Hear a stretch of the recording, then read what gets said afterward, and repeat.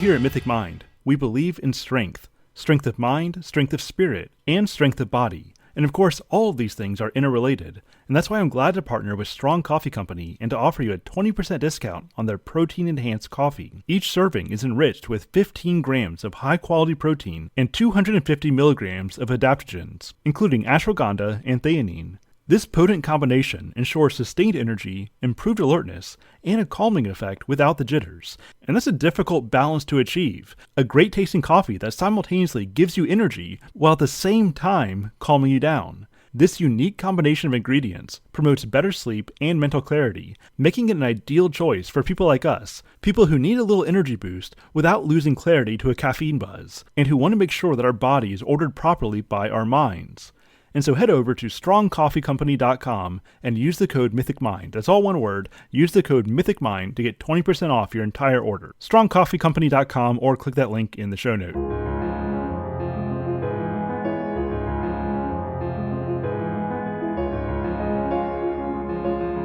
Hello and welcome to Mythic Mind, where we pursue wisdom on the paths between primary and secondary worlds.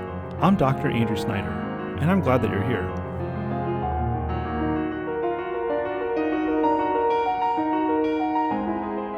Hey there, welcome back as we continue through the Fiction and Philosophy of C.S. Lewis, which is an independent study that I ran in the summer of 2024. We just wrapped up Till We Have Faces, as well as his essay Myth Became Fact, and now we're going to be starting in on The Great Divorce.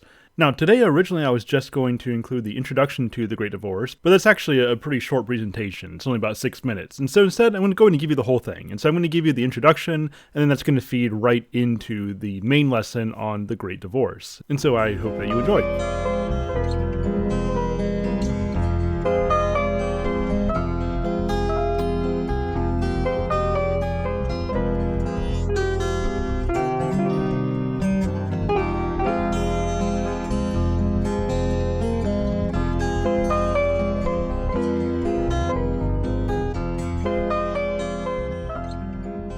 Hello, welcome back as we get ready for The Great Divorce. Now, this is, like all C.S. Lewis texts, it's a very profound story, and unfortunately, we don't have a lot of secondary helps on this. There aren't really many books, very few books actually, written on The Great Divorce, and Lewis himself said that, unlike the Screwtape Letters, which really boosted him into great popularity, he said that The Great Divorce really fell into obscurity. And so at least in his lifetime, it was one of the less recognized texts. And that's probably still true today, even though amongst those who are really into Lewis, it very often is a favorite. And I think for good reason. The format of this story, in which Lewis, or at least his protagonist, which I don't think is actually given a name, though I could be wrong about that if I forgot that somewhere. The main character has this dream, and in this dream, he goes from hell to heaven, and or at least the doorsteps of both, if not the fulfillment of both. Well, it gets a little wibbly-wobbly with the timeline, and that's going to be significant to the story. So we'll talk about more of that next video. But nonetheless, to simplify things, we have a character who goes with a bus of other passengers from hell to heaven to have some conversations with the substantial spirits, right? With those who have experienced redemption. And so with all these different conversations that take place, Lewis has ample opportunity to deal with a number of topics, to do a lot of what he did in Screwtape, and in showing us how, mundane kind of common sense mentalities can really be diabolical in nature once you get below the surface. He's helping us to recognize the shallowness of words related to the substantial reality of that which is concrete. And that's something that we've seen throughout his story so far, that words can be very impressive. Words can sound very significant. Think of the great speeches of Weston in Out of the Silent Planet. But then once he comes into this court scene and he's standing before Oyarsa of Mars and Ransom's translating, we come to see that all this robust language is really, it's empty. It's a veil, it's a fig leaf meant to hide a lack of substance. Or in Paralandra, the unman has all this great rhetoric, all these great speeches, but at the end of the day, really all he's giving us is ransom, ransom, ransom, ransom. or he's, telling all these stories to Tenedril about these heroic women, or apparently heroic women. But we come to find that, as Screwtape would have us believe, that this progressivism that the Unman is teaching Tenedril is really not a matter of true or false. It's all about just being progressive and moving forward, but it's moving forward into the void. And so again, we get all this great rhetoric with no substance behind it. And so we get the insignificance of words, and obviously that played a very significant role in Till We Have Faces as well. Also, we're going to see the consuming mother motif. We're going to see the consuming lover motif, which we very much saw in Till We Have Faces. And so a lot of these broad, abstract themes that we've seen in the stories already are going to be brought into particular focus through these conversations that we have in The Great Divorce. And so now that we've addressed some major philosophical foundations for Lewis, we're going to see these really brought into a point for review, as well as kind of dealing with these in a more precise, more surgical kind of fashion. Now, like I said, there aren't really many texts on The Great Divorce. Maybe the literature is waiting for you to provide your piece. But one text that I am currently reading is called C.S. Lewis Goes to Heaven, A Reader's Guide to the Great Divorce by David Clark. Now, I'm going to be honest, I'm still working through this, and so I'm not in a place yet where I can give it a full recommendation, but I also don't yet have any hesitation in saying that it's probably a book worth reading. And so you can order that in paperback or on Kindle through Amazon. Maybe in the next video or in our Zoom meeting, I'll be able to let you know whether, how heartily I recommend this text. But it does seem to be pretty helpful. And so again, that's C.S. Lewis Goes to Heaven by David Clark. And beyond that, you can certainly find some podcast series. I recommend Pints with Jack. And so look up Pints with Jack and look for their season on The Great Divorce. And that's a good way to go for another listening companion as you read. Oh, and one more thing, and this is perhaps the most important thing I should mention, is that you should not read this as C.S. Lewis providing you with his eschatology. He makes it very clear here within the story, as well as without the story, that this really is a supposal rather than an outline of his theology, in that he's saying, okay, what if we could have these souls from hell go to heaven and have conversations with them? What kind of insights might come out of that? What kind of conversations might they have? And so he's not saying necessarily that spirits in hell can go to heaven. He's not saying necessarily that spirits in hell can be redeemed. For a conversation on that, well, I think that'd just take a different focus, because my point is that's not the focus of this story. This is really just a dream. It's just a supposal. It's just a narrative context for posing these conversations that we're going to be focusing on. And so don't read this thinking this is what C.S. Lewis believes about the afterlife or eschatology or anything like that. This is a story meant to provide context for these conversations that will be the focus of the story. And so keep that in mind. All right. And with that, I think I'm just going to go ahead and wrap. I hope that you enjoy this book, or better yet, I hope that you find significant meaning in it, because there is significant meaning to be found. I look forward to our Zoom call, and I will talk to you more next time. And until then, Godspeed.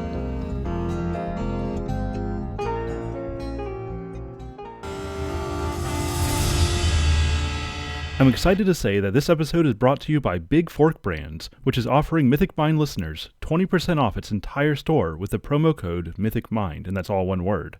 Big Fork is known for its small batch craftsmanship in creating delicious and bold flavors, such as with their bacon sausage, paleo pork jerky and meat sticks, and Chicago-style burger and hot dog sauces. This family-owned company is based in Chicago, and they will revolutionize your ordinary meals as well as your snacking with 5 unique flavors of sausage, such as hickory and applewood and spicy 3-pepper. If that's not good enough, their craft pork jerky and pork sticks are high-protein snacks crafted with simple, clean ingredients. Thin sliced and marinated overnight, the jerky offers tender bites in fantastic flavors, like spicy 3-pepper and maple. And their pork sticks, which are available in Thai green curry and maple pepper, are perfect for on-the-go snacking. So get your protein and your Chicago sauce fixes over at bigforkbrands.com. And you can get there real easily. Just click that link in the show notes. And be sure to use our special code MYTHICMIND for 20% off anything in the store. And once you try the product, I'd love to hear from you. Order some delicious meats and sauces, and leave me a comment letting me know what you think. But now let's get to the show.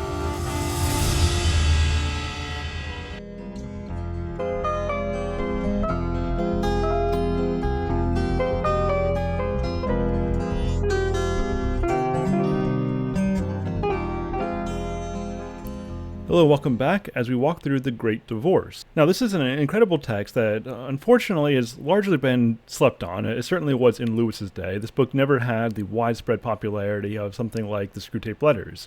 And even today, you probably only really know about it if you're in the inner ring of the Lewis circles.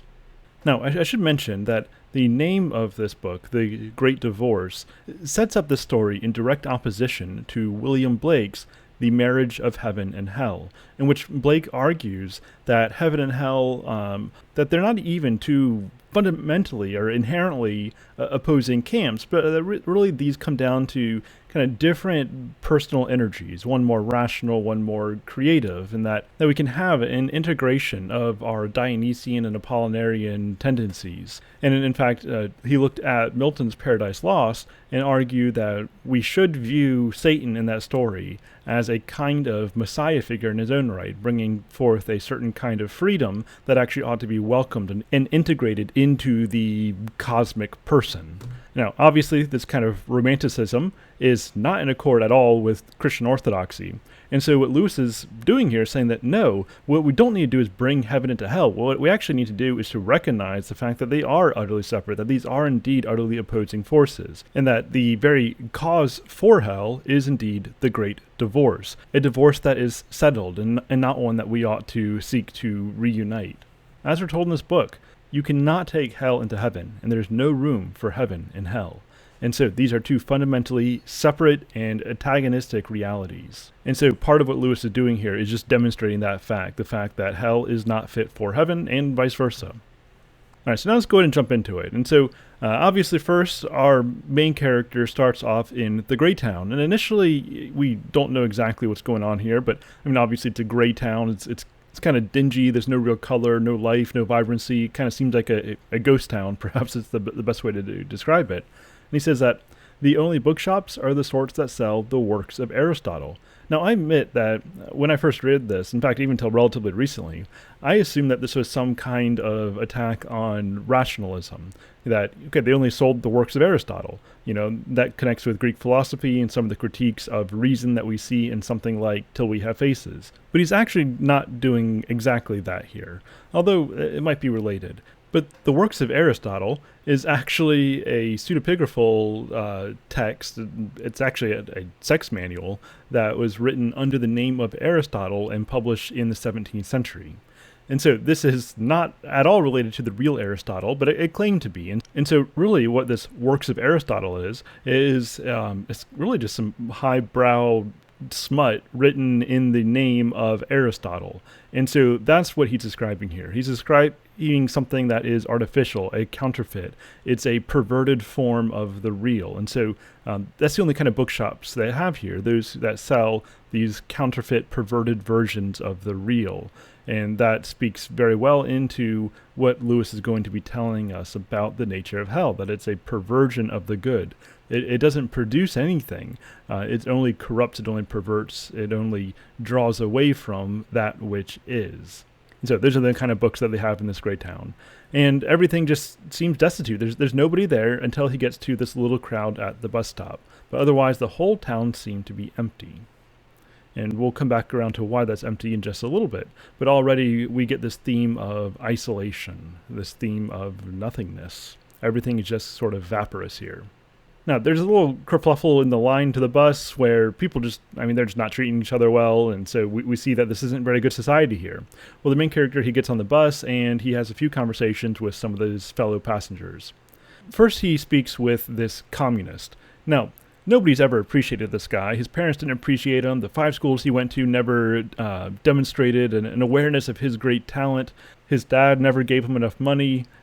He was with this girl for a while, and that was okay until it didn't work out anymore because, she was so concerned about having a basic money to have a basic standard of living, and she had this bourgeois appreciation for monogamy, and that's not something he could deal with. And by the way, this communist here, he sounds a lot like Marx himself, who never had a real job. The only money that he had came from his friend Engels, who only had money because his father was a wealthy capitalist, and he mistreated his wife, had numerous affairs and illegitimate children, and left his family absolutely destitute. And so this communist here very much typifies Marx himself, as well as Marxism in general. And so after leeching off of everyone else his entire life, finally, I guess he ran out of hosts, and so he killed himself. This early conversation begins a theme that we're going to see take place a number of different ways throughout all these different conversations that happen. And that's the theme of contextualizing reality within yourself. Those inhabitants of the great town, they try to make everything about themselves. And the form that takes might differ here and there, and sometimes more obvious than others. But what they all try to do is they try to contextualize reality into themselves. It is all about them. What that means is that their context, that their world is very, very small. And it's obvious looking from the outside that they're living petty lives, pursuing petty things. But that's because when your world is very small, every small thing that happens within that world looks very big.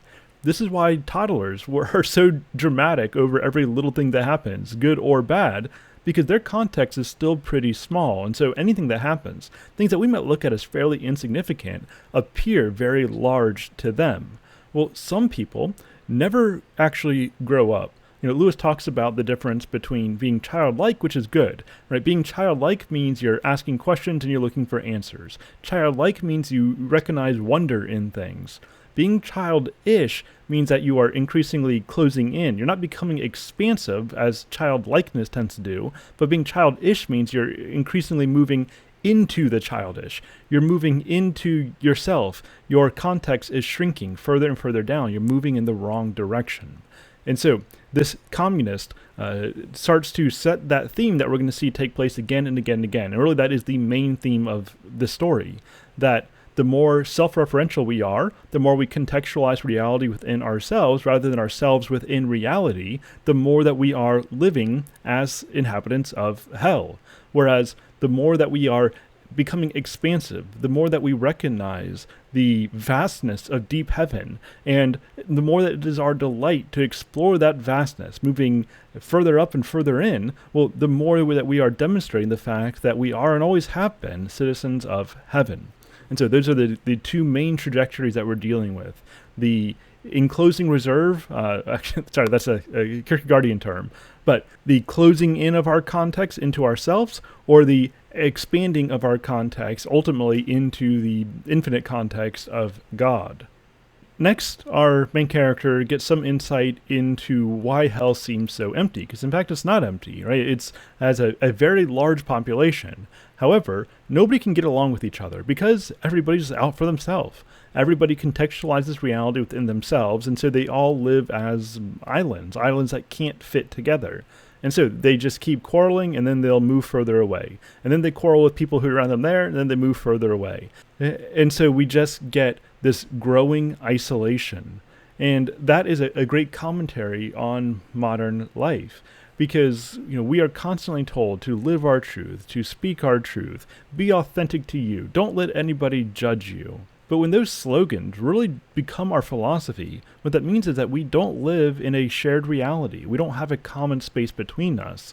And so there is no, as far as my perspective goes, there really is no you. There's only you as I decide to interpret you. And of course, this is the death of the author idea that we see in literary criticism. This is the idea that an author doesn't have any rights over what their story means. It's up to each individual to determine what the story means. But the words themselves don't carry any inherent meaning. The story itself doesn't carry any inherent meaning. And so we see this in literary circles, but we also see this in just day-to-day philosophy. In fact, this is the prevailing philosophy of our day, that there is no author that we can appeal to. There is no living author that can give us the true interpretation of the context in which we live, but we all must interpret for ourselves what reality is, what reality means. We interpret for ourselves what truth is, what value is. And what that means is, again, there's no shared space between us. We are all just creating our own realities. This is why the secular existentialist Jean-Paul Sartre says that hell is other people, because other people are always trying to define you. They're always trying to put labels on you. They're always trying to push their reality onto you. And for him, and for Sartre, that is hell. The impeding on our autonomous ability for self-creation. And so what Lewis is doing here, I think, is very significant in demonstrating where this philosophy leads. And it's not even just a philosophical critique, really it's just a sin issue, because at the root, sin is always an attempt to create our own reality. And so it's not just a modern issue. However, these ideas are certainly forefronted. They're more explicitly preached in modern thought. And then there's some talk about an apocalypse of sorts, of a approaching night, in which everything just kind of goes dark. And it's very in hush-hush terms, and then someone else pops in and says that that's all just superstition. And so the reality is that the gray town, it is gray, it still has some light in it, but it's facing the darkness. And the reality is it's going to become ever more dark. It's going to keep moving further away, even further away from itself. But this enlightened, progressive philosopher pops in and says, well, there's no evidence that this twilight is ever going to turn into a night. There's been a revolution of opinion on that in educated circles. I am surprised that you haven't heard of it. All the nightmare fantasies of our ancestors are being swept away. What we now see in this subdued and delicate half-light is the promise of the dawn, the slow turning of a whole nation toward the light. But we look on the spiritual city, for with all its faults, it is spiritual, as a nursery in which the creative functions of man, now freed from the clogs of matter, begin to try their wings. A sublime thought. Now, we were also just told that people create their houses just by thinking about them. And so we really get this idea that everything is an illusion. It is a deception, or maybe delusion is the best word for it. Everything is a delusion. People are literally living in their own delusions, in fantasies of their own making that have no connection to actual reality. So we have that notion here that everything that exists down here, everything that we're living in, it is a delusion. It is just a product of our own minds. And then this progressive says that because of the realities of hell, now we've been freed from the clogs of matter. Because of the realities of hell, we are now equipped for a bright tomorrow. We are now equipped to move into a more free direction. And this very much reminded me of Milton's Paradise Lost, in which Satan says, "The mind is its own place, and in itself can make a heaven of hell, a hell of heaven. What matter where, if I be still the same? And what I should be, all but less than he, whom thunder hath made greater. Here at least we shall be free. The Almighty hath not built, here for his envy, will not drive us hence. Here we may reign secure, and in my choice, to reign is worth ambition, though in hell. Better to reign in hell than serve in heaven." And so this progressive mistakes the constraining reality of hell for the upward bliss of heaven. He thinks that now he's free to be creative and progressive and to step out into the void. But when you step out into the void, what you find is, well, you're in a void. There's nothing to work with there. In fact, you're in a void of your own making because you've closed yourself off from that context that can actually provide an orientation for progress, an orientation for freedom. And so those who most emphasize the creative autonomy of man come to find that they don't have anywhere to create into. It is progress into a void. This is the cult of progress that Lewis talks about again and again and again, and that we'll continue to talk about throughout this story. Now, as he approaches heaven, there is some light coming into the bus, and this is when he first recognizes that they're all ghosts, that they barely have any being to them at all. They are shadows in relation to substance. And this speaks to Lewis's privation theory of evil. I call it Lewis's. It's not like he invented it, but he definitely embraces it. This idea that evil is not itself a thing. It is a privation, or it is a movement away from goodness. And so evil itself doesn't have any reality to it. Now, obviously, evil things happen, but evil things are simply a movement away from the good. You don't have a concept of darkness unless you first have a concept of light. You don't even have the concept of nothing unless you have a thing.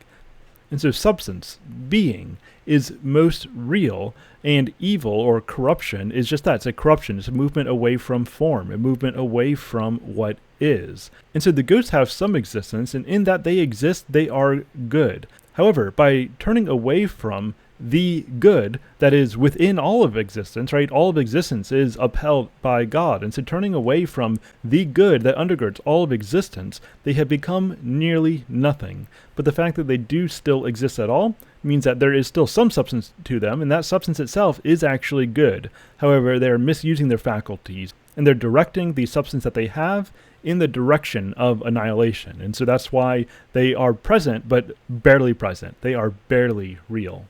And this stands in contrast to the spirits that they meet in heaven. These are embodied spirits. These are spirits that are more real, more substantial than any people on earth. And so these are people of glory, people of substance, people of weight. And I think it's interesting to note here how he describes them. He says that, okay, they are very muscular, some have clothes, some don't, some were bearded, but no one in the company struck me as being of any particular age. One gets glimpses, even in our country, of that which is ageless. Heavy thought in the face of an infant, and frolic childhood in that of a very old man. Here it was all like that. And so they're all in their prime, and they seem both old and wise, as well as young and strong and vibrant. And this reminded me of when Jane meets Ransom for the first time in That Hideous Strength. And so at first, when she enters the room, first meeting Ransom, she thinks that he's a boy, maybe 20 years of age. However, of course he was not a boy. How could she have thought so? The fresh skin on his forehead and cheeks, and above all, on his hands, has suggested the idea. But no boy could have so full a beard, and no boy could be so strong. She had expected to see an invalid. Now it was manifest that the grip of those hands would be inescapable, and imagination suggested that those arms and shoulders could support the whole house. And so you can't really determine his age. He's old with wisdom, but he's young with strength and vitality. And so the Ransom, who had become rightly acquainted with Perelandra, who had been rightly acquainted with love, very much is a model for what Lewis thinks of as the glorified man. He who lives in the reality of love. There's a pretty clear connection here in the imagery that we're given. Now, shortly after the bus arrives, one of the first conversations that we get is between one of the ghosts who was a former employer of the spirit who gets his attention. Now, the spirit was actually a murderer, yet here he is in heaven, here he is in glory, and his former employer, well, he doesn't like this very much. Things don't seem fair to him. He sees himself as a decent guy. So surely if a murderer is going to be let into heaven, then, he has a place there as well, or should have a place there. And so he says, "What's going on? I'm not arguing. I'm just telling you the sort of chap I was. See, I'm asking for nothing but my rights. You may think you can put me down because you're dressed up like that, which you weren't when you worked under me. And I'm only a poor man. But I got to have my rights, same as you, see?" And the spirit says, "Oh no, it's not so bad as that. I haven't got my rights, or I should not be here. You will not get yours either. You'll get something far better. Never fear." And so the spirit recognizes he has no rights to be there. He is there by grace. And this reminded me of Till We Have Faces. "Infinite hopes and fears may both be yours. Be sure that whatever else you get, you will not get justice. Are the gods not just? Oh no, child. What would become of us if they were? But come and see." Well, the former boss says, "What do you keep on arguing for? I'm only telling you the sort of chap I am. I only want my rights. I'm not asking for anybody's bleeding charity." And so this guy, he's still convinced that he was just a decent sort of guy. But the spirit replies, "Then do, at once, ask for the bleeding charity. Everything here is for the asking, and nothing can be bought." And I just think this is such a great exchange. It's one that really just gets to your heart, and it really gets to the heart of what Lewis is saying through all these conversations, that we are not enough in ourselves. It's not enough that you are a decent person, because in reality, you're not a decent person, not nearly as decent as you think that you are. And also, by an infinite degree, you're not decent enough to enter into the very heart of goodness. What you need is grace. What you need is transformation. That's what Orwell needed, and that is what we need. Ask for the bleeding charity. Everything here is for the asking, and nothing can be bought. And that's all you need to do, to earnestly ask. Ask and it will be given. Knock and the door will be answered. But do not insult grace by trying to pay for it with your dirty rags. He lays no merit on you. Receive and be glad. But unfortunately, the ghost is not going to be able to receive. And so the Spirit continues. You weren't a decent man, and you didn't do your best. None of us were, and none of us did. Lord bless you, it doesn't matter. There's no need to go into all that now. You, gasped the ghost, you have the face to tell me I wasn't a decent chap? Of course. Must I go into all that? I will tell you one thing to begin with. Murdering old Jack wasn't the worst thing I did. That was the work of a moment, and I was half mad when I did it. But I murdered you in my heart, deliberately, for years. I used to lie awake at nights thinking about what I'd do to you if I ever got the chance. That is why I've been sent to you now, to ask your forgiveness and to be your servant as long as you need one, and longer if it pleases you. And so, despite the fact that this guy was a murderer, actually killing somebody, was not the worst thing he did. The worst thing that he did was to engage in his day-to-day hatred, his day-to-day spiritual murder of his boss. And that's something that I know a lot of people can relate to. Whether it be an employer-employee relationship or some other relationship in your life, when you choose hatred, you are willfully choosing murder. And this reminds me of a George MacDonald quote. It may be an infinitely less evil to murder a man than to refuse to forgive him. The former may be the act of a moment of passion. The latter is the heart's choice. I think that's such a significant statement. I think it's very much in line with the teaching of Christ, and I think that it is a good demonstration of what's going on here in this conversation. And it points us to the evil that lives in every human heart and exactly why none of us really are nearly as decent as we think, and that we all need grace. We all need the bleeding charity. And then toward the end, the Spirit just continues to explain why his boss was not a decent man. And then he says, you mind your own business, young man. None of your lips see, because I'm not taking any impudence from you about my private affairs. There are no private affairs, said the other. And that is a great line to break through this context issue that we have, that we all try to contextualize reality within ourselves. And we think that what we do behind closed doors is a private affair, but there are no private affairs, because this house that you've created for yourself, it is simply a state of mind that you are projecting. It is a delusion. There's no reality behind it. There are no private affairs. Regardless of what you recognize, you live in the context, the broad context of the world that God has created and continues to reign over. There are no private affairs. Affairs of the heart matter because they are cosmic affairs. They are affairs directed toward the ultimate. And so there are no private affairs. Next, we get a conversation between some former friends. We have our substantial spirit, and then we have the Episcopal ghost. And so this is a guy who confessed to be a Christian, but very secular, progressive sorts. You might even think of him as Strake from That Hideous Strength, or at least within that trajectory of having a very materialistically driven theology. And so this ghost says that his friend Dick had very narrow-minded views toward the end of his life, but no doubt he's broadened them by now. How do you mean? Well, it's obvious by now, isn't it? You weren't quite right. Why, my dear boy, you were coming to believe in a literal heaven and hell. But wasn't I right?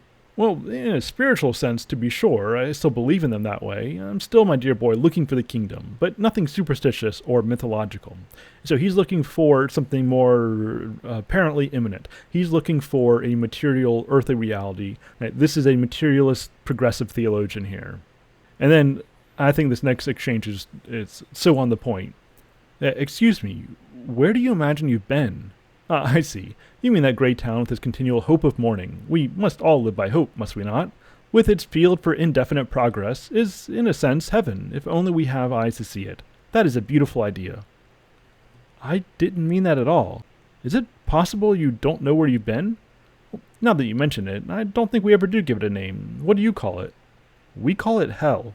And so this theme continues that we've already seen, that this ghost mistakes the stifling, closed-in reality of hell for expansive progressivism. And so in a certain sense, I mean, they are progressing outward in hell in this gray town, and that they're continually spreading further and further out into infinity. But they're spreading further and further out into nothingness. And once you're in nothingness, you can't really talk about meaningfully going out anymore because there's no direction. You have, as Nietzsche says, unshackled yourself from all suns. There's no longer up or down, left or right. You're simply floating in empty space. Any direction that you go is a movement away from all directions.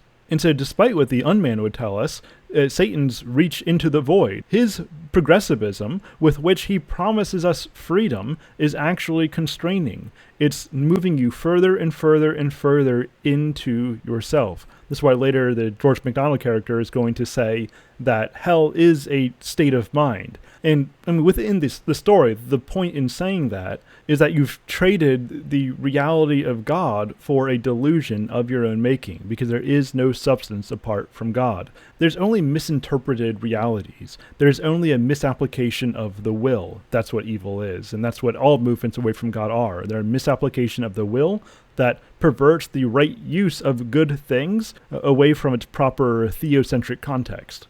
And the spirit tells the ghost that he's in hell because he apostatized. And the ghost says that, well, I came by my opinions honestly, and so surely I'm not going to be penalized for, what my honest opinions. Spirit says, do you really think there are no sins of the intellect? There are indeed, Dick. There is hidebound prejudice and intellectual dishonesty and timidity and stagnation. But honest opinions, fearlessly followed, they are not sins. And so he thinks that he believed what was courageous, what was progressive, what's moving forward. Remember Lewis's evolutionary hymn, progress means what comes next. And this reminds me of Screwtape. Don't waste time trying to make him think that materialism is true. Make him think it is strong or stark or courageous, that it is the philosophy of the future. That's the sort of thing he cares about. And that's exactly the sort of thing that the ghost cared about. He cared about being forward-thinking, about asking all the right questions, not settling down on what's true or false. It's all about the journey and not the destination. That's the mindset of this wandering progressive type. I know we used to talk that way. I did too until the end of my life when I became what you call narrow. It all turns on what are honest opinions. Well, mine certainly were. They were not only honest but heroic. I asserted them fearlessly. When the doctrine of the resurrection ceased to commend itself to the critical faculties which God had given me, I openly rejected it. I preached my famous sermon. I defied the whole chapter. I took every risk. What risk? What was at all likely to come of it, except what actually came? Popularity, sales for your books, invitations, and finally a bishopric. Dick, this is unworthy of you. What are you suggesting? Friend, I am not suggesting at all. You see, I now know. Let us be frank. Our opinions were not honestly come by. We simply found ourselves in contact with a certain current of ideas and plunged into it because it seemed modern and successful. At college, we just started automatically writing the kinds of essays that got good marks and saying the kinds of things that won applause. And friends, there are many such cases of this happening. You have certain college professors who are looking for certain ideologies, right, that are progressive, that are in with the times. They're looking to have these ideologies regurgitated back to them. You do so, you're going to get some good marks. You say the same kinds of things on social media or at the leading academic conferences with the papers that you submit, and you'll get all this applause for being bold and courageous, so courageous that you're saying the same kinds of things that everyone else in your field is saying at the time. And so this kind of ideology of empty progressivism becomes self-replicating because it's always just looking for what comes next, but never actually judging by the question of what's true, right? They only want you to be stunning and brave, as people say today.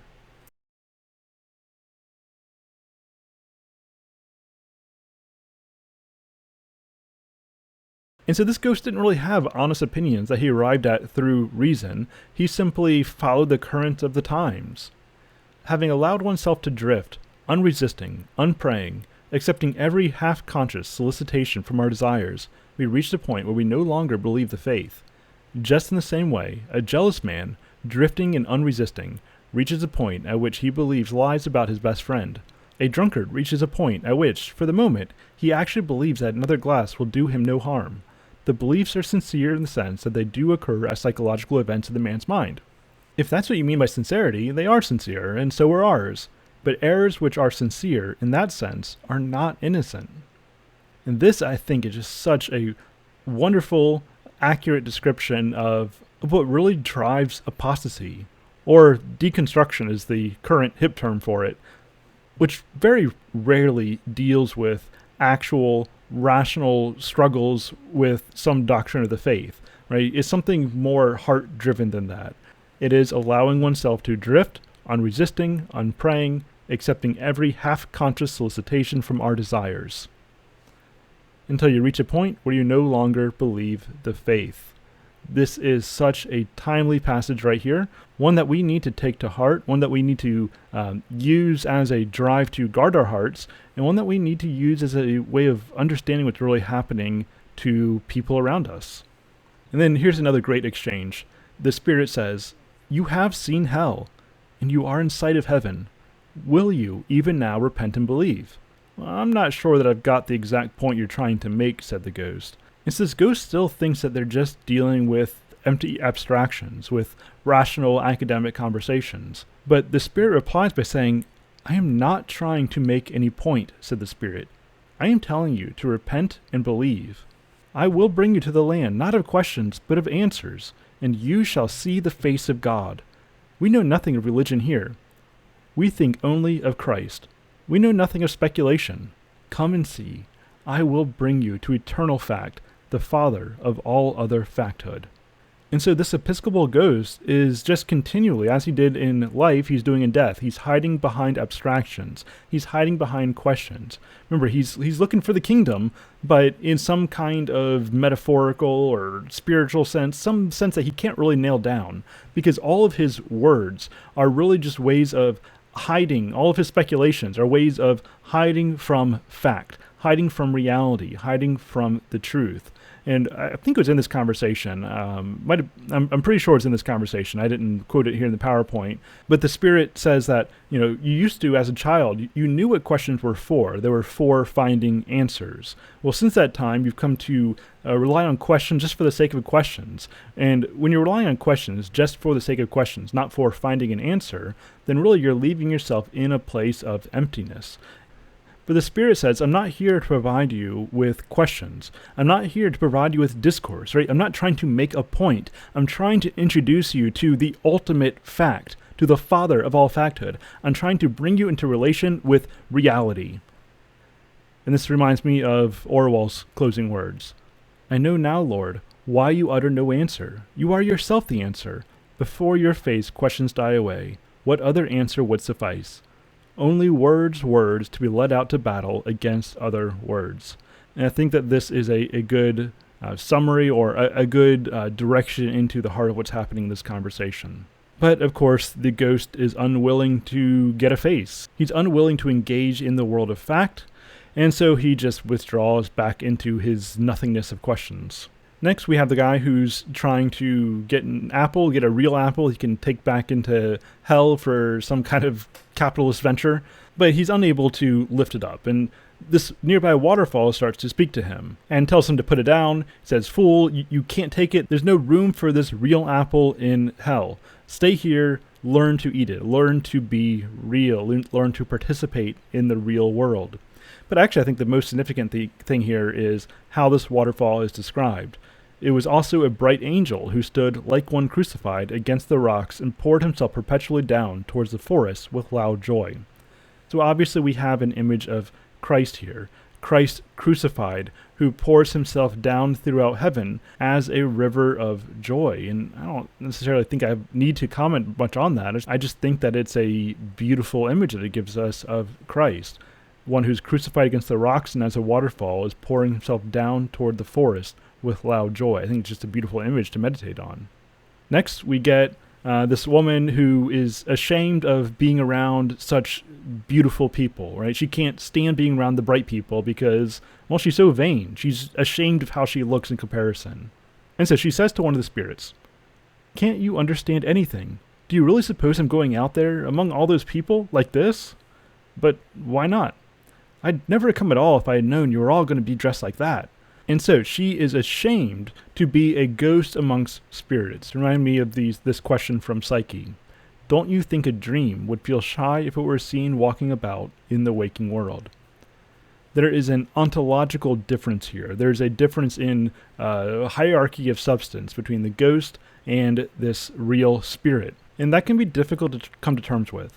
Right? Our age in particular really opposes this idea of hierarchy, that some things are just better or worse than others, or at the very least that some things have more standing, things have more authority than other things. But what Lewis shows us again and again, what he showed us from Ransom up to where we are now, is that there is a proper order to things. And I don't see, unless you are willing to recognize the reality of hierarchy and that you aren't at the top, well, then there's nowhere that you can go. And so this goes back into this idea of contextualizing everything within yourself. And so she sees the reality of the spirits as judging her lack of substance as a ghost. But instead of asking the question, well, how might I learn how to relate with reality as the spirits do? How might I rise up in the chain of being? How might I go up in the hierarchy? Instead, she just kind of turtles down and she sees the hierarchy as inherently oppressive, rather than her only chance at actual, genuine movement. And by the way, I'm titling this conversation Vanity of Vanities, obviously pulling from Ecclesiastes. But the Hebrew word there that's often translated as vanity is actually hevel, which really means something like smoke or vapor. It just has the appearance of substance, but no reality there. You go to reach for it and it slips between your fingers because it's barely real. And so I think that that's just a good way of describing really all of these ghosts that we're seeing. They have the appearance of substance, but there's really nothing there. Because in this case, she's refusing to relate herself to the only pathway she could possibly have to substance. But they'll see me. What does it matter if they do? I'd rather die. But you've died already. There's no good trying to go back to that. The ghost made a sound, something between a sob and a snarl. I wish I'd never been born, it said. What are we born for? For infinite happiness, said the spirit. You can step out into it at any moment. But I tell you, they'll see me. An hour hence, and you will not care. A day hence, and you will laugh at it. Don't you remember on earth, there were things too hot to touch with your finger, but you could drink them all right? Shame is like that. If you will accept it, if you will drink the cup to the bottom, you will find it very nourishing, but try to do anything else with it, and it scalds. See, in our culture today, we are so set against this idea of shame. We think that shame is something inherently negative or something not real, something that we need to dismiss. That's some kind of sign of a mental disorder, that you would feel shame.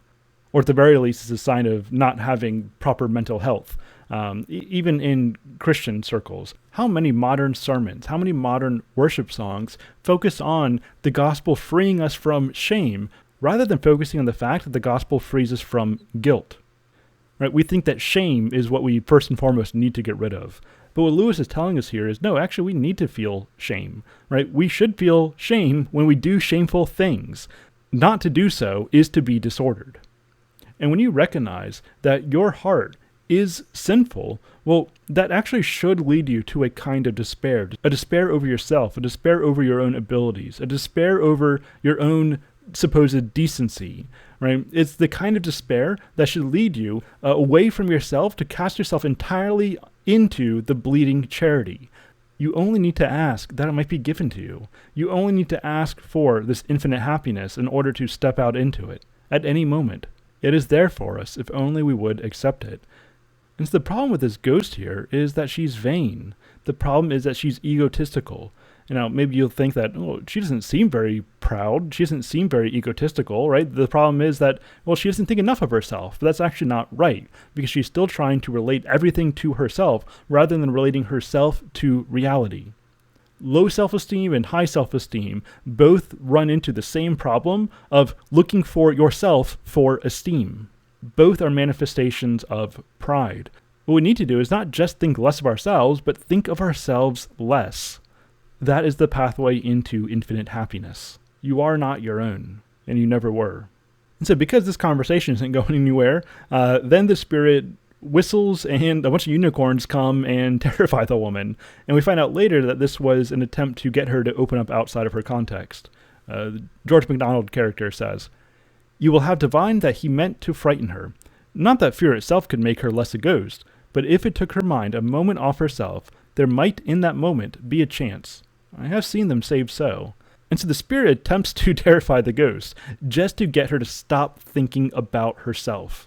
And remember, Screwtape is always trying to do the exact opposite of that. He's always trying to get his patient to be self-referential. He's trying to get his patient to not read a good book that allows him to experience some kind of joy beyond himself, right? Not to have good friends, not to do anything that's going to allow him to take his focus off of himself. Because while Sartre says hell is other people, Lewis tells us hell is yourself. And that's exactly where Screwtape wants to keep us, and this is where the spirit is trying to free this ghost from, trying to free her from her own self-referential existence and get her to participate, even if it's negatively, to participate in a context beyond herself, because that might be a pathway to redemption for her.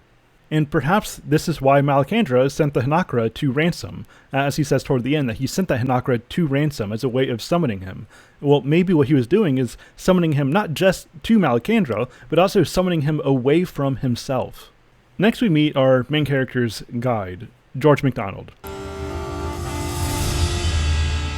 Hey listener, I hope that wherever you live, you've been able to enjoy this fall weather, something like this beautiful fall weather that we've had over on Eastern Virginia lately. We've had some nice, crisp, cold air, beautiful colors on the trees of brilliant yellows and orange and reds, but as lovely as those leaves look up on the trees, well, they don't look quite so nice on your yard. And so if you're getting ready to bring some order to the chaos that is your yard this season, well, you want to make sure that your hands are protected, right? Whether you're raking up leaves, you're working in that cold, dry air, you want to make sure that you keep your hands safe. You don't want to get blisters, you don't want them to get cracked, or just be unnecessarily uncomfortable. And so what I recommend is that you get a nice pair of gloves in order to keep your hands in good condition, right? Your hands are important, so you need to treat them well. Well, I'm glad to say that I'm partnering with Bare Knuckles to bring you some of the best leather gloves ever made, and at a 15% discount for our listeners with the code Mythic Mind. And I really want to let you know about their pre-curved premier leather work gloves, crafted to naturally fit the curve of your hands. These gloves are engineered for superior comfort, reducing hand fatigue and increasing productivity. They're made from premium leather, and they offer exceptional durability and protection, ideal for demanding work environments. Whether you're tackling heavy-duty tasks, you're working in cold weather, or you're handling delicate welding jobs, their gloves make the perfect balance of flexibility and strength. And so when you're out there working hard with your hands, well, make sure that your hands are protected because they deserve it. And so head over to buybareknuckles.com, and that's bear as in B-E-A-R. So buybareknuckles.com, use the code MythicMind to get 15% off these premier leather gloves. And you can also click that link in the show notes. Here was an enthroned and shining God, whose ageless spirit weighed upon mine like a burden of solid gold. And yet, at the very same moment, here was an old, weather-beaten man, one who might have been a shepherd, such a man as tourists think simple because he is honest, and neighbors think deep for the same reason. And so we get some more of this imagery that very much looks like how Ransom was described in That Hideous Strength. He is ageless, he has an old kind of wisdom, but he's youthful, he's very substantial, he is friendly, but he's also deep. And as we would expect here, we get some pretty strong connections here between MacDonald in this story, as well as with Dante's Virgil. Dante, upon meeting his guide Virgil, says, "Canst thou be Virgil, thou that found a splendor, whence poured so wide a stream of lordly speech?" Said I, and bowed by awe-struck head in wonder. "Thou art my master, and my author thou. From thee alone I learned the singing rein, the noble style that does me honor now." And so Dante obviously sees Virgil as a kind of literary hero, and somebody who provided a guide for him into deep heaven, into the broader context of reality. Well, very similar things are going to be said here about George MacDonald. "Oh," I cried, "then you can tell me. You at least will not deceive me." Then, supposing that these expressions of confidence needed some explanation, I tried, trembling, to tell this man all that his writing had done for me. I tried to tell how a certain frosty afternoon at Leatherhead Station, when I first bought a copy of Fantasies, being then about 16 years old, had been to me what the first sight of Beatrice had been to Dante. Here begins the new life. I started to confess how long that life had delayed in the region of imagination merely, how slowly and reluctantly I had come to admit that his Christendom had more than an accidental connection with it, how hard I had tried not to see that the true name of the quality which first met me in his books is holiness. He laid his hand on mine and stopped me. And so we see that just as Virgil was this literary hero for Dante, this literary guide in life, that opened him up into the vastness of this great reality, so too MacDonald, through his writing, serves a very similar kind of role. That his writing helped to expand the reality or expand the perspective of reality that our main character in The Great Divorce has. And really this explanation that he gives here is, in many ways, it's pulled right out of Surprised by Joy. This isn't just about the character in the story. This is C.S. Lewis in his relationship to George MacDonald. George MacDonald was his literary hero, his literary guide is probably a better way of saying that. He was his Virgil. He led him into deep heaven. He led him into this great reality. And he says in Surprised by Joy that he liked MacDonald. He was drawn to MacDonald before he was drawn to Christianity. MacDonald and Enterton were two of these great Christian writers that really pulled Lewis in the direction of Christianity, despite the fact that at the time he read them because he simply enjoyed them. He didn't recognize where that enjoyment was leading. And this is exactly why Screwtape doesn't want you to read a book that you simply enjoy. He wants you to read an important book. He wants you to read a book that is done for the sake of your image in society. But what he doesn't want you to do is to read a book that you honestly enjoy, because that makes your life more expansive, and that's dangerous from the perspective of hell. And so Lewis comes to find that this quality in MacDonald's writing that drew him in is this sense of holiness, a sense of otherness that he was being summoned up into. By the way, I'm still very much a novice when it comes to MacDonald. I just recently started reading him, starting with The Princess and the Goblin. And I can tell you that I understand what Lewis saw in him, or better yet, I understand what drew Lewis toward and into and through his writing. Already I can tell that MacDonald has a certain dreamlike atmosphere to his stories that as you enter into it, it really does feel like you're entering into a dream, but a kind of dream that makes you more real, which makes MacDonald a great guide for this setting, which is all about dreams becoming real, shades becoming substantial. And there are all kinds of great topics that are addressed in this initial conversation between the main character and MacDonald, and we'll just look at a few snippets of that. So first, and I'm just going to call him Lewis. He's not named, but it seems like this is Lewis himself is the character in the story. And so Lewis says, I don't quite understand what I've been looking at here. Is judgment not final? Is there really a way out of hell into heaven? Are these conversations, are they really leading somewhere? Are they presenting a genuine opportunity for the salvation of these damned souls? And MacDonald replies by saying, it depends on the way you're using these words. If they leave that great town behind, it will not have been hell. To any that leaves it, it is purgatory. And perhaps ye had better not call this country heaven. Not deep heaven, ye understand. Here he smiled at me. Ye can call it the valley of the shadow of life. And yet, to those who stay here, it will have been heaven from the first. And ye can call those sad streets in the town yonder the valley of the shadow of death. But to those who remain there, they will have been hell even from the beginning. And where I really think this discussion comes to a point, he says, they say of some temporal suffering, no future bliss can make up for it, not knowing that heaven, once attained, will work backwards, and turn even that agony into a glory. And of some sinful pleasure, they say, let me have but this, and I'll take the consequences, little dreaming how damnation will spread back and back into their past to contaminate the pleasure of the sin. Both processes begin even before death. The good man's past begins to change, so that his forgiven sins and remembered sorrows take on the quality of heaven. The bad man's past already conforms to this badness, and is filled with dreariness. And that is why the end of things, when the sun rises here, and the twilight turns to blackness down there, the blessed will say, we have never lived anywhere except in heaven, and the lost, we were always in hell, and both will speak truly. And so, on one hand, we don't want to get mistaken and act like we have an eternal perspective. But he's saying that if we were to have an eternal perspective, then we would come to recognize that our final state of heaven is the fulfillment of the path that we've been on in earth. And what that means is that goal that we're headed toward, that telos, that end, well, that works backwards to redeem the very path that we are walking. Because if we weren't walking on the path of heaven, well, we would never get to heaven. And so heaven works its way backwards to that path. And so anything that brings us forward on that path is the reality of heaven working backwards.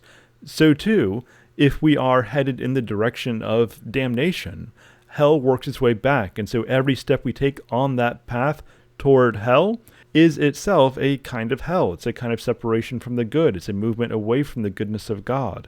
It's a movement toward self. It's a movement away from that light which would make us a light if we would set our hearts upon it, to quote Augustine in City of God. Now, again, MacDonald warns us against acting like we have a timeless perspective, because we don't. The point of all of this whole story that we're given in The Great Divorce, the point is not about what happens in the afterlife. Lewis is not laying out his theology of eschatology. He's not laying out his theology of what happens when you die. No, the whole point is so that we will make the right decisions now, that we will use this broader perspective to shape how we make our concrete decisions in the present, because that's the only time that we do make decisions. But then, in the end, we'll come to recognize that our particular momentary decisions have eternal ramifications. And in fact, we are very much moving into the reality that awaits for us. But we don't necessarily know what that reality is right now. And so what we need to do is to work out our salvation with fear and trembling, recognizing that from our perspective in the present moment, nothing is truly secure. But as we live as saints, we'll come to recognize that we were always called to be saints. That was always our true identity that was being increasingly revealed or unveiled over time. We are becoming more ourselves. As Kierkegaard says, with God's help, I shall become myself. The path toward heaven, the path of becoming more real, is made real only because it participates in heaven, which is the most real reality. So too, the path to hell is a path toward non-existence, a path in the direction of nothingness.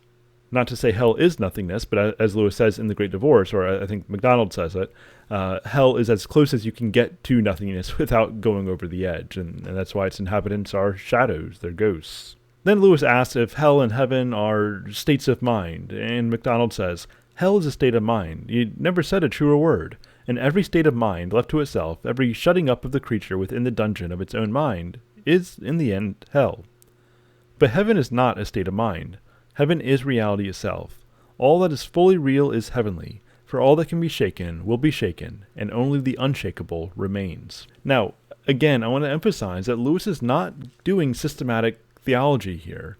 And right at the very end of the story, the MacDonald character is going to say that very clearly, that what he's witnessing here, what the Lewis character is witnessing, is not necessarily the truth in some kind of literal sense. What he's experiencing is a supposal more than anything else. What he's getting is a spiritual vision into the realities, ultimately, of the here and now. That's what he's focusing on. This is all oriented toward the way that we make decisions in this life, in this moment. And so with that in mind, in this myth of sorts that he's giving us, he says that hell is a state of mind. Remember that even the houses in the gray town aren't real, they're illusions. They are imaginations of these lost souls. But these houses, they can't even keep out the rain, and that's because they're not real. They're just imaginations. And that gets to what Lewis has been telling us again and again and again, that hell is radical isolation. Hell is cutting yourself off from reality. Hell is cutting yourself off from God and all that God upholds. This is a turning away from the true center. Which, and actually everything is the center, because the center is Meldil, blessed be he. And so hell is a withdrawing. It is a state of mind, in a very literal sense. It is a way of withdrawing away from reality. It is an unshackling of yourself from all sons, and then just artificially manufacturing who you are, creating yourself. It's a way of manufacturing your very understanding of reality. And is this not the postmodern ideal, in which everybody is literally insane? Everybody is disconnected from reality because we're all creating our own reality, which is the very thing we try to medicate people for. And so we are mainstreaming. I don't say this at all to be insensitive, but it's just what we're doing. We're mainstreaming a kind of schizophrenia and calling it health. We're calling that being authentic. We're calling that being brave and true to yourself. Well, this stunning and brave mindset, it doesn't leave any room for genuine progress. Anywhere that we move is just a movement within our own imaginations. And that's another way of saying that we're not actually moving at all. All we are is ourselves. We're shut up within ourselves. And so that kind of empty progressivism into the void, it is held, despite how much it's championed as liberation. But heaven is not a state of mind. It's not something that we manufacture. Heaven is reality itself. It is that which is most real, that which is substantial, that which we don't create. It's not something that we're able to contextualize within ourselves, but it is something that we give ourselves over to, recognizing it is the context in which we live. And the more that we embrace that, the more that we embrace that which is real. And that which is fully real is heavenly. For all that can be shaken will be shaken, and only the unshakable remains. And then just to drive in the fact that Lewis is not doing systematic theology here, he says, okay, but is there a real choice after death? And he says, my Roman Catholic friends would be surprised, for to them souls in purgatory are already saved, and my Protestant friends would like it no better, for they'd say that a tree lies as it falls. And MacDonald basically says, that's not the point here. The point of this whole dream, the point of this whole vision, is not to get some kind of insight into what happens when you die. The point is to get insight into the nature of the choice itself. And so don't mistake the story for something other than it is. All it is a supposal. It's framed as simply the question, if the souls in hell were able to go into heaven and have conversation with the saints, what might that look like, and what lessons can we draw from it? That is the framing here. And so despite the fact that this is often disregarded and Lewis is radically misunderstood as to what he's doing throughout this entire book, Lewis tries to make it very clear here. And then Lewis says, okay, so if they have a real choice here, why are none of these people making the right choice? And MacDonald says, Milton was right. The choice of every lost soul can be expressed in the words, better to reign in hell than to serve in heaven. There's always something they insist on keeping, even at the price of misery. There's always something they prefer to joy. That is, to reality. And I referenced this passage from Milton earlier on, that all of these souls in hell, they want to be in control, right? They want to be the hand that reaches forward.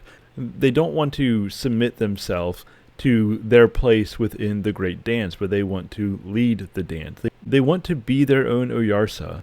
They want to disrupt the music of the Ainur, to pull in a Tolkien reference. They want to be like God in deciding good from evil, despite the fact that joy and life and reality itself are to be found in the proper cosmic order, in submitting to the order that God has established and continues to uphold.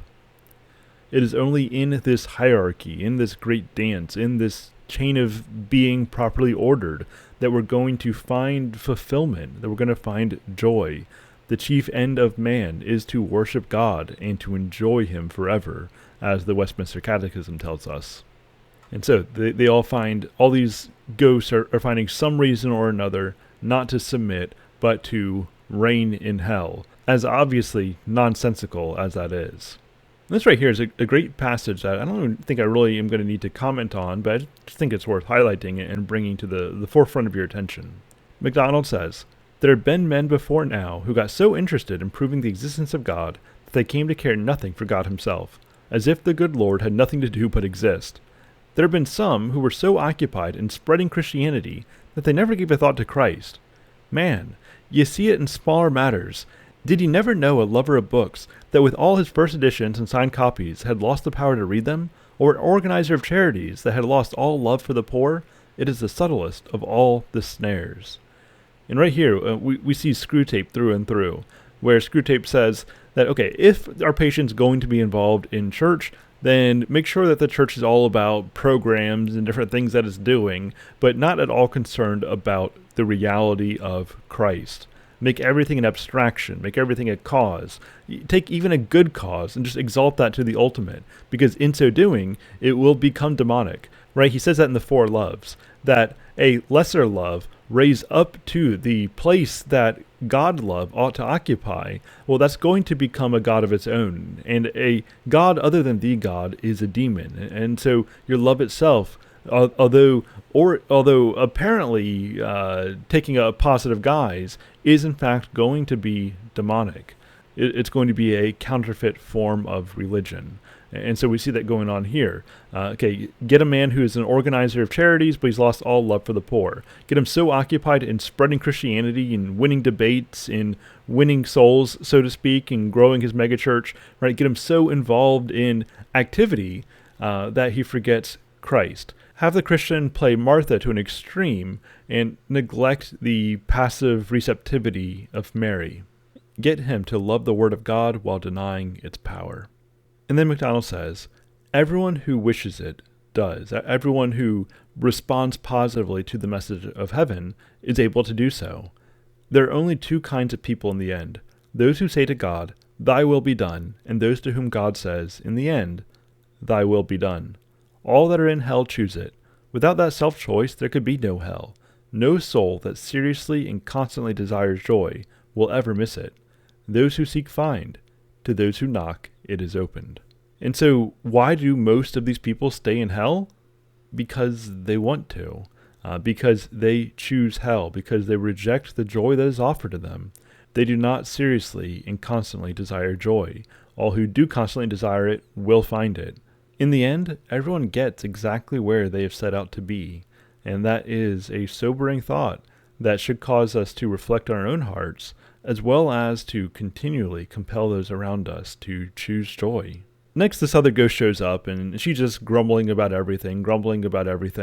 And then the question is she a grumbler, or is she only a grumble? Is she nothing more than a string of vapid, groundless complaints, or is there still a person to be seen there? Is there a face behind the veil? And this makes me think of Orwell for most of her life, when she just was that. She was a grumbler, right? The whole book one of Till We Have Faces is her complaint against the gods. And then when she gives her complaint, there's obviously nothing really there, which is why she just repeats the words on that scroll again and again and again, because she is just words. She has abstraction. She doesn't have concrete reality behind her. She does not yet have a face. She is nearly nothing. And I think that is a good connection to this grumbler idea. And again, the whole difficulty of understanding hell is that the thing to be understood is so nearly nothing. And this makes me think of in the City of God. Augustine talks about the origins of sin a little bit, and specifically the fall of the devil. Because we might be able to understand the fall of Adam and Eve. We can say that they were influenced by the devil to misuse their agency. But what about the fall of Satan? With no external evil to provide temptation, to provide the idea of evil, well, how did Satan fall? And Augustine's response to that is to say that evil is a movement away from reality, which is another way of saying it's a movement away from that which is rational, that which is reasonable. Evil is a privation. It's a movement away from truth, goodness, and being. And so it's a movement away from reason. And so because evil is irrational, we can't really come up with a rational explanation for evil because it is irrational. It doesn't fit within the context of reason. And that might kind of seem like a non-answer. That Augustine basically says, well, we can't account for the origins of evil because evil itself is irrational, and we can't account for what's irrational. It might seem like a cop-out, like a non-answer, but also it kind of makes sense. If evil is a privation, if evil is a movement away from reason, then we're not going to be able to come up with a good reason for it. That's what it means for something to be irrational. And so, too, it's difficult to really understand hell. It's difficult to even understand the hellish tendencies in our own hearts. Why do we do the things that we know are going to bring us pain and misery?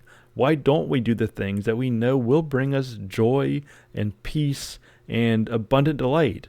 Why do we forsake infinite happiness? Well, it doesn't really make sense. It's just sort of something that happens. And so hell is nearly nothing, and that makes the reality or the unreality of hell, hence the unman, right? It's a lack of being. It's a lack of reality. But that's what makes the unreality of hell so difficult to understand because it is irrational. It is nearly nothing. And then there's this painter that shows up, and I think this is a pretty profound scene here. And so the painter sees this glorious landscape, and he wants to paint. And he's told by an angel, I believe, that in life, the value of his painting was that he was able to demonstrate something of the heavenly in these earthly realities that he was painting. But now that he's in heaven, he no longer needs to portray the heavenly because he's in the midst of it. Once you reach a destination, you no longer need a map. You no longer need the sign to help you to get there. But that doesn't bring comfort to this ghost because he wants his legacy to be known. He wants to paint not for the sake of the heavenly. He wants to paint for the sake of himself and his own painting. And there's this great line here. Why, if you are interested in the country only for the sake of painting it, you'll never learn to see the country. And so painting should help us to see the true country, the real country, the mountain that all the beauty comes from, that place where we ought to have been born. That is what painting helps us to do. It stokes our imagination up toward the heavenly. But once you have the heavenly before you, again, you no longer need the path, you no longer need the map, you no longer need the sign. Now you have the thing itself. But if you're unwilling to surrender your paintbrush, you're unwilling to lay down your crown, then you're better fit to reign in hell than you are to serve in the abundance of heaven. And then we have this woman, who I'm going to call Bride Unget. This very much reminds me of what Orwell did to Bardia. And so this ghost woman says, "But if I'm given a free hand, I'll take charge of him again," that's her former husband. "I will take up my burden once more, but I must have a free hand. With all the time one would have here, I believe I can make something of him. Somewhere quite to ourselves. Wouldn't that be a good plan? He's not fit to be on his own. Put me in charge of him." And so this woman just consumed her husband, and that's all she wants to do. She doesn't want to give herself away to him. She simply wants to absorb him, to bring him into her own orbit. And as an opposing force to this, I think of this conversation between Ansett and Orwell. When Ansett told Orwell that she had consumed Bardia, and Orwell says, "Well, if this is the case, why didn't you tell me?" And Ansett says, tell you, and so take away from him his work, which was his life. For what's any woman to a man and a soldier in the end?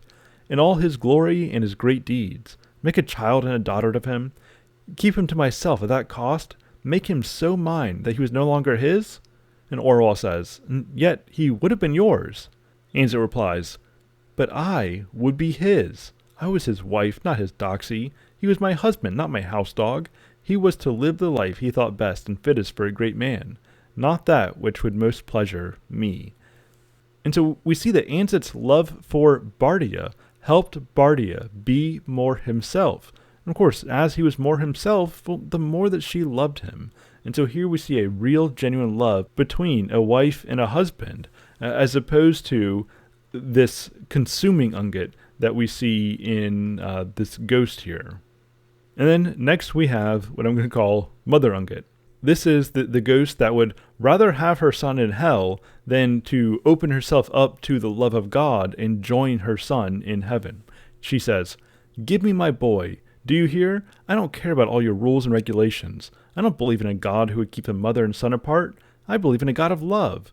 No one has a right to come between me and my son, not even God. Tell him that to his face. I want my boy, and I mean to have him. He is mine, do you understand? Mine, mine, mine, forever and ever." And this goes on for quite a while. It's a long run-on paragraph that very much reminds me of Orwell's complaint to the gods. "The girl was mine. What right had you to steal her away into your dreadful heights? But to hear a chit of a girl who had, or ought to have had, no thought in her head that I had not put there, setting up for a seer and a prophetess, and next thing to a goddess. How could anyone endure it? That's why it makes no difference whether you're fair or foul. That there should be gods at all, there's our misery and bitter wrong. There's no room for you and us in the same world. You're a tree in whose shadow we can't thrive. We want to be our own. I was my own, and Psyche was mine, and no one else had any right to her. Oh, you'll say you took her away into bliss and joy, such as I have never given her, and I ought to have been glad for it for her sake. Why? Why should I care for some horrible new happiness which I hadn't given her, and which separated her from me? Do you think I wanted her to be happy that way? It would have been better if I had seen the brute tear to pieces before my eyes. You stole her to make her happy, did you? Why, every wheedling, smiling, cat-foot rogue who lures away another man's wife or slave or dog might say the same. And so these are very much parallel speeches here between this mother ghost and Orual here. And as we saw Until We Have Faces, Orual, as the consuming ungut, did not instantiate the feminine ideal, which is meant to receive and then give away. But instead, Orual, up to this point, was the consuming ungut. She was the perverted ungut, the self-referential ungut, that simply, instead of receiving, simply consumed everything and gave nothing back. She was the very ungut that she had filed her complaint against. Well, that's exactly what we see playing out here with this mother ghost, as she just consumed her child, didn't want him to be more himself, didn't equip him to be more himself, but simply sought to consume him. And then I excerpted some more passages from this, but I don't necessarily think I need to read that here. I think I kind of already covered that, but you can take a look at what I highlighted here in the PowerPoint, which I always make available. But I will point to this analysis that we get between MacDonald and Lewis. MacDonald says, there was no excess, there was defect. The problem isn't that she loved her son too much. No, she loved her son too little, not too much. If she had loved him more, there'd be no difficulty. I do not know how her affair will end, but it may well be that at this moment she's demanding to have him down with her in hell. That kind is sometimes perfectly ready to plunge the soul they say they love in endless misery, if only they can still in some fashion possess it. No, you must draw another lesson. So the problem is not that she loved her son too much, she loved him too little. She didn't have a proper context for love. All she knew how to do was to consume and to give nothing back, because she hadn't yet received in the right way. She hadn't received the God love, which is the ultimate form of gift love. And so because she had not received God love, she had no substance. She had no reservoir, no pool of love with which she might gift to another. All she knew how to do was consume. And so she took the love of affection, elevated that to the ultimate place. But when affectionate love is elevated to the ultimate in the order of loves, well, then it becomes demonic. This is why Orual, for a time, actively hated Psyche. And in fact, her love for Psyche was really a form of veiled hatred all along, until she gets redeemed in the end. Remember when Orual said that if Psyche didn't go with her, if she wouldn't be hers again, then she would kill Psyche and then herself. That right there is a pretty good visual of this mother who wanted to pull her son down into hell just so that he would be hers. And then we have a true form of ungut, or Paralandra, in this faceless actor with the dwarf. And so Lewis sees this goddess of sorts, and all around her are all these animals pairing up, which makes me think of Paralandra, with all the animals organizing around her, both on Paralandra, or in Paralandra rather, in the book, as well as when Paralandra descends on St. Anne's and all the animals are there going to organize up together, pairing up in love, in harmony. We see that beauty makes the world more orderly. It instantiates and summons up goodness and order. And so this Venusian, this Paralandrian ideal is very much instantiated in this goddess that appears here. And MacDonald says that she had many children and many lovers. And Lewis says, well, how did their parents feel about that she was taking all their children? And MacDonald says, it's not like that. Her kind of motherhood made these children love their natural parents more. And men who became her lovers were not less true, but they were more true to their wives. And this makes me think of some of what we saw in That Hideous Strength between Jane and Mark and the director as Ransom. It said, at that very moment when her mind was most filled with another man, there arose, clouded with some undefined emotion, a resolution to give Mark much more than she had ever given him before, and a feeling that in so doing she would be really giving it to the director. And looking at the chain of being that Lewis is giving us here, I mean, really the idea is that when a spouse is truly loving their spouse, really what they're doing it in service to God. And so if you do love God, you're going to love your spouse. And so And so what this woman does is that she, in instantiating the ideal of beauty, she summons attention, or she acts as a conduit toward that which is true and good and beautiful. She is a conduit ultimately of divine love. And that divine love in attracting other people, in attracting men, and attracting children. It's the kind of love that as they get closer to her, they are better equipped to love their spouses, better equipped to love their parents, better equipped to then become conduits of that divine love. And so I think there's something rather beautiful at play in this scene. Now this goddess begins talking to a man who was her former husband, as we learn. The real man was this silent dwarf. The person speaking was this actor that's chained to him. Obviously a kind of diversion from the real him. And so he's portrayed as a dwarf in himself, his true self, which speaks to the fact that his true self was this humble, perhaps fairly small presence, but one that she truly loved. But he has always been hiding behind this actor who's given over to tragedy. He uses pity in order to bring attention to himself, but in a way that prevents his true self from actually being forefronted.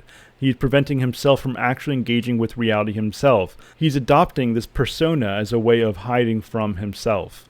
And the lady here, she's trying to break the dwarf free from this actor. She's trying to give him proper humility. Remember, just like that vain woman earlier, her problem was that even though she thought very little of herself, the problem is that she thought about herself too much. And so even if she didn't make much of herself, she still thought about herself too much. And in so doing, she was in fact making much of herself. She was treating herself as more significant than she was, which actually prevented her from engaging with and gaining real significance, real substance. Well, same thing's happening here. That this pitiful little dwarf is unwilling to be himself because he has the same kind of vanity of low self-esteem. He doesn't think that he's qualified to speak for himself and to be himself. And so the actor persona says, well, you never really needed me, did you? And he's really upset about this, trying to levy his pity against her. And she says, what needs could I have? Now that I have all, I am full now, not empty. I am in love himself, not lonely, strong, not weak. You shall be the same. Come and see. We shall have no need for one another now. We can begin to love truly. And so now she is able to embody true, genuine love because she recognizes that she isn't that important and he's not that important. They don't need each other. And because they don't need each other, they're free to engage in this divine gift love with one another. Remember Paralandra, love me, for I am superfluous. Or at the end of Till We Have Faces. Orwell says, I loved Psyche, as I would once have thought it impossible to love, would have died any death for her, and yet it was not now, she that really counted. Or if she counted, and oh gloriously she did, it was for another's sake.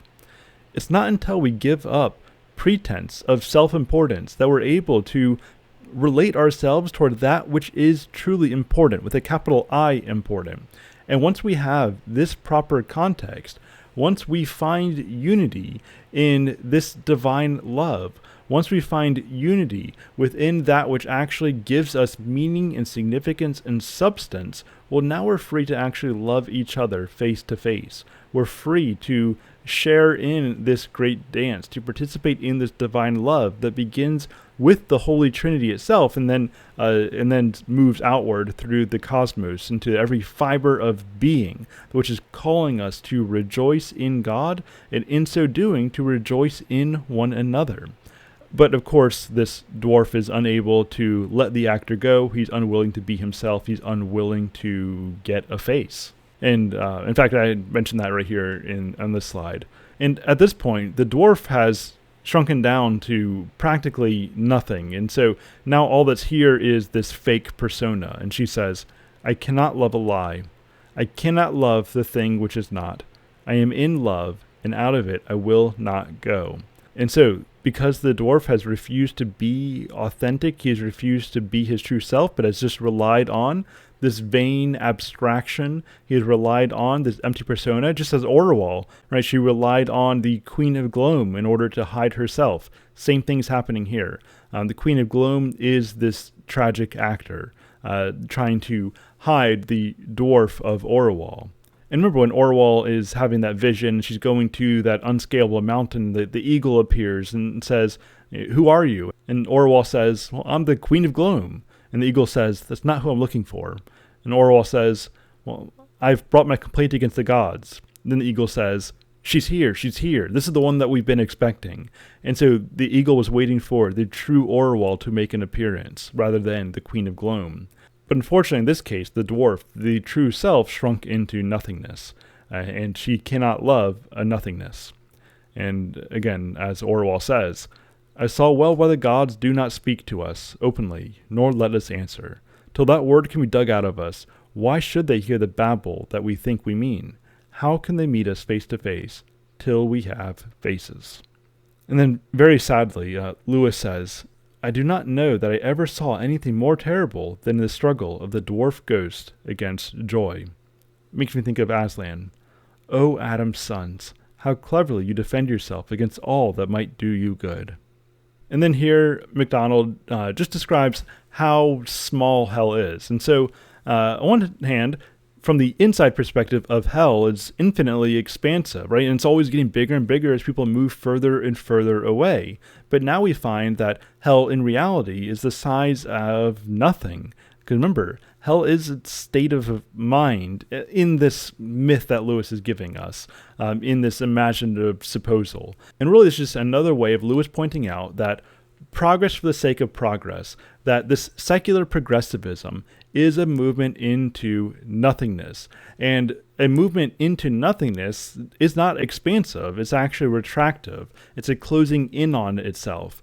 And so that's what's happening here, that those who are clinging to this vague, secular, empty ideal of progress are, in fact, descending into a nearly nothingness. Hell is less than a drop in a great ocean. It is nothingness as opposed to the expansiveness of heaven. Love is expansive. It gives itself away. And so the reality of love is infinitely expansive. The unreality of hell is almost infinitely constrictive and retracting. And then as the morning starts to come, the dream's getting ready to end, Lewis asks again about, what's going on here. Are these decisions that I'm looking at, are these real choices or were these choices that were made long ago? And MacDonald says, "Or might ye not as well say, anticipations of a choice to be made at the end of all things? But you do better to say neither. You saw the choices a bit more clearly than you could see them on earth. The lens was clearer, but it was still seen through the lens.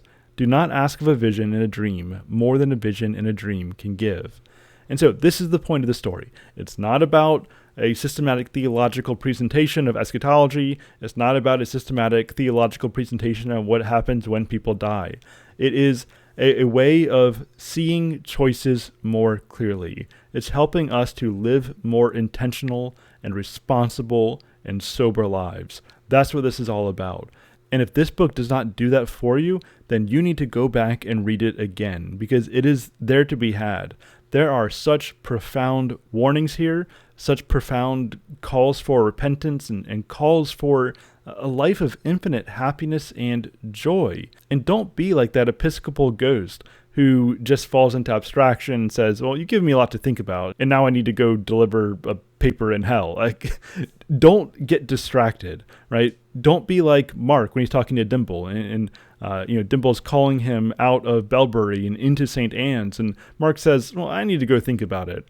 And Dimple says, "Think about it. I'm offering you freedom from damnation and re-entry into the human family. This is not a time for abstractions." Or even as the Spirit says to the Episcopal ghost, "I'm not making a point. I'm calling you to repentance. I'm calling you to a right relationship to the Father of facthood." And so Lewis is calling us not to be given over to abstractions, not to become lost in words, but to engage with the Word, the Logos, to engage with reality itself, which is found in God and in the stable being of heaven. And so choose the real, reject the false. And until next time, Godspeed.